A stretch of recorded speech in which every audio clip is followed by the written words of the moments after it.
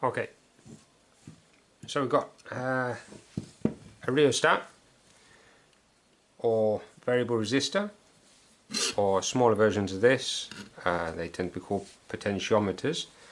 Now, this can be used in two different setups. So what we're going to do is I'm going to show you the two different setups, and seeing the differences between the two different ways of using this, I'll show you how this can be used as, instead of a variable resistor, we can use it as a potential divider. So it's going to divide the potential difference of the cells into two different branches. Now, good old GCSE kind of level, what we would do is connect this up to the cells as a variable resistor. So here we have a resistance coil. This is resistor wire wound around a central cylinder. Then that'll go into one side of my power supply. The current will flow through some resistor coil, and then it's got a low resistance pathway, which is the thick metal bar. It can flow through at the top, and the two pincers that make the contact here allow current to go through a certain amount of coil and a certain amount of low resistance bar. So if I put the pincers here, the resistance of the whole setup will be quite low because it's got easy route to flow through. Here, got to flow through half the coil, and here will be high resistance because we've got to flow through more of the resistor coil. So, if this were to be used as a variable resistor, connect to the power supply,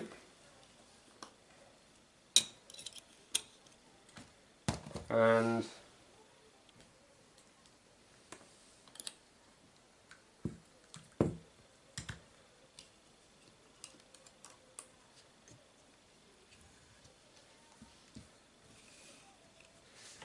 here I've got my switch,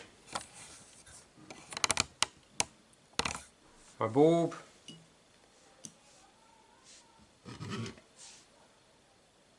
here bulb is brighter because we have got a low resistance pathway for current to flow through. As I move the slider further up, it's got to travel through more resistance coils, so the resistance of the whole circuit increases. The bulb gets dimmer and dimmer and dimmer until now we're passing through the whole resistance coil. So I've increased the resistance of the whole circuit to a maximum, and the bulb has got dimmer, but the bulb has not gone out. There's still a little bit of current flowing through the bulb, and here it's fairly bright. So what I can do here is I can change the whole resistance of the whole circuit. So we'll stop in a second now, and I'll just have a mention of how that controls the circuit. Okay, so here's the thing. If we set up the circuit using a variable resistor, we've got 4.5 volts electromotive force, we've got the bulb, and what we're doing is we're using the variable resistor to vary the resistance of the circuit. So we've got potential difference, we're varying the resistance, and then we're getting varying amounts of current. But what exactly can we do? Well, we've got 4.5 volts, and our variable resistor can give maximum of 16 ohms. What current could this be? 4.5 volts over 16 ohms gives about 0.3.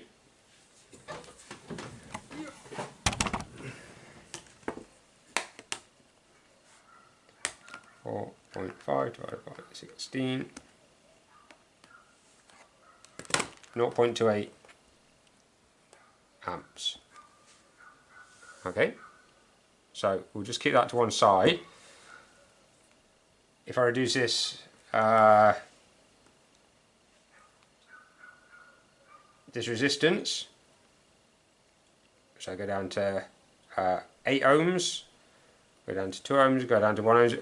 I can have more current flowing around the circuit, but the minimum current that I'm going to be able to get is 0.28 amps. Okay, so I'm not going to be able to do any work with smaller currents than this. So to be able to see how the potential divider circuit works, I've got just one piece of resistance wire on the ruler here.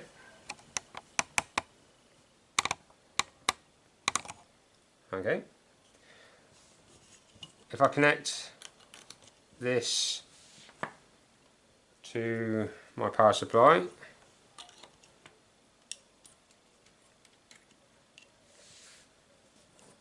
going to have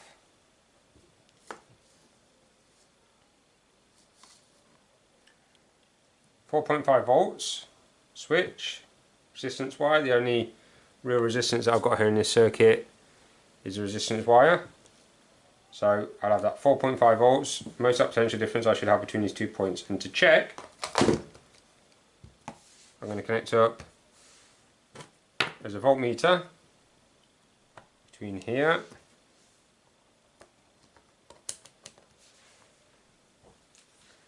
and here, the other end of the resistance wire.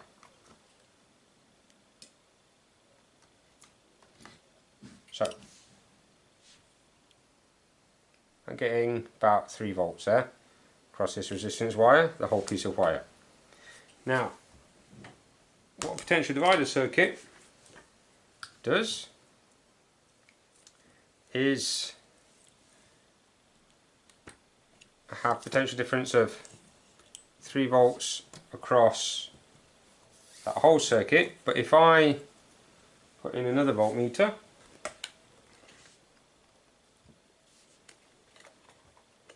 here,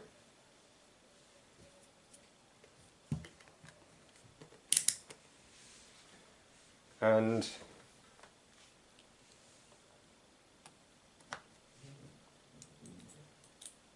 I put another crocodile clip so I can connect this at different places on the wire.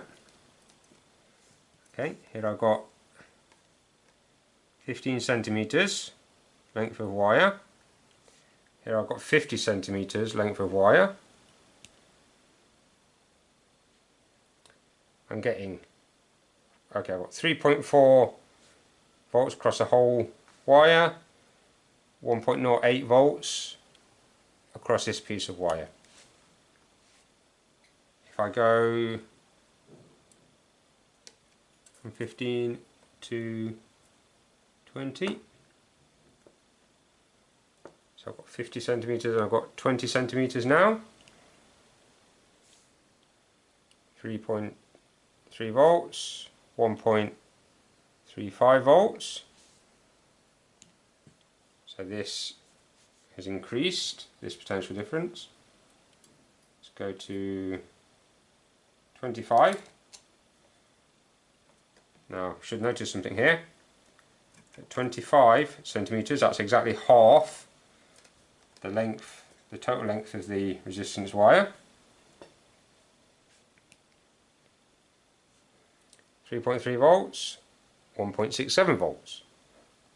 That reading is pretty much bang on half this reading. So find me moving, let's go up to 40 centimeters now.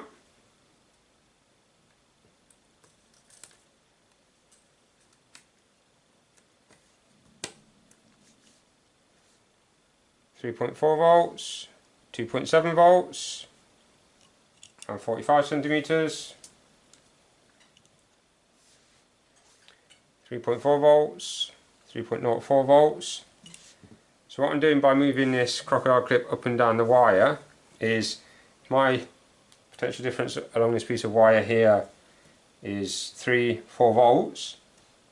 As I move this closer down and I measuring the potential difference across a smaller length of wire, getting a smaller potential difference, and as I'm going closer to the end, if I connect this at the very end, what I should get here is exactly the same potential difference. on both meters.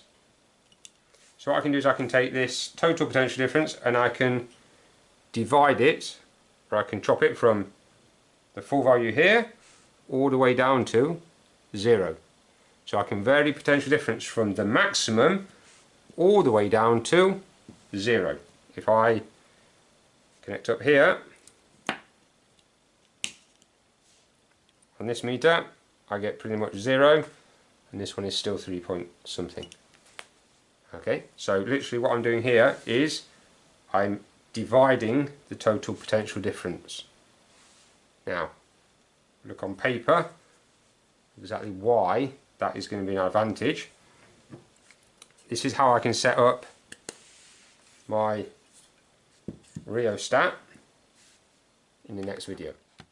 So here I've got a whole long resistor, resistance wire, and potential difference I had across the whole wire approximately 3.6 volts. So then if I put in a connection here from one end of the wire, and I put this so I can move it up and down, V2 here. When I start playing with the values, I can see if I put this over here, then V1 is going to be equal to V2, I'm going to have the 3.6 volts. If I put it down here, then V1 is 3.6 volts and V2 is 0. Halfway, V2 is going to be half of what V1 is, and then by moving it up and down, the fraction of wire that I'm making the potential difference across is equal to the fraction of the potential difference. Okay, so we'll pop these values into a few calculations to prove that. Now, if I do a similar thing here, I have the rheostat, so I can make two connections across the whole resistance wire, and then like the crocodile clip on the wire, this is my third connection that I can move up and down. So I can connect this up in the circuit in such a way that we get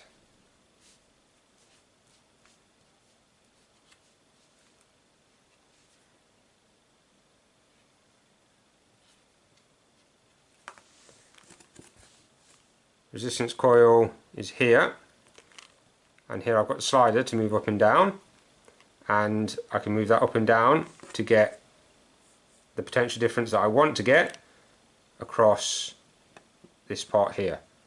So moving it down now I've got less, moving up there I've got more, and I can go from the maximum value potential difference all the way down to 0 potential difference.